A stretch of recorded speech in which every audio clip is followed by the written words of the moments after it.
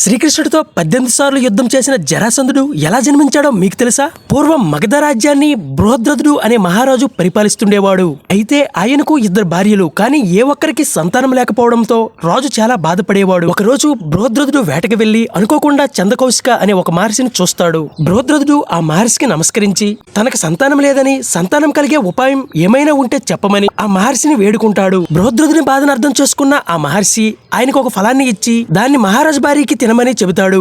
అయితే ఇక్కడ గమ్మత్తైన విషయం ఏమిటంటే ఆ ఋషికి బృహద్రథుడికి 2 భార్యలు ఉన్నారనే విషయం తెలియదు. రాజధానిని చేరిన రాజు ఎంతో ఆనందంతో 2 రాణులను పిలిచి ఋషి ఇచ్చిన ఆ పండును చెరో 2 భాగాలుగా చేసి తన 2 భార్యలకు ఇస్తాడు. ఆ సగభాగాన్ని స్వీకరించిన 2 భార్యలకు శిశువులు సగభాగాలుగా జన్మిస్తారు. సగభాగాలుగా జన్మించిన ఆ పిల్లలను రాజ్యానికి అవతలి వైపున విసిరివేయమని తన సైనికులకి ఆజ్ఞాపిస్తాడు. సైనికులు రాజు చెప్పిన విధంగా శిశువుల యొక్క శరీర భాగాలు రాజధాని అవతల విసిరివేస్తారు. అలా విసిరిన శిశువుల శరీర భాగాలు జరా అనే రాక్షసికి దొరుకుతాయి. ఆ రాక్షసి తన మాయతో దొరికిన శిశువు శరీర భాగాలను దగ్గరకు తెచ్చి కలుపుతుంది. అలా కలిపిన శిశువుకు ప్రాణం రావడంతో ఆ రాక్షసి జరిగిన సంగతంతా రాజుగారితో చెప్పి ఆ శిశువుని అక్కడ విడిచిపెట్టి వెళ్ళిపోతుంది.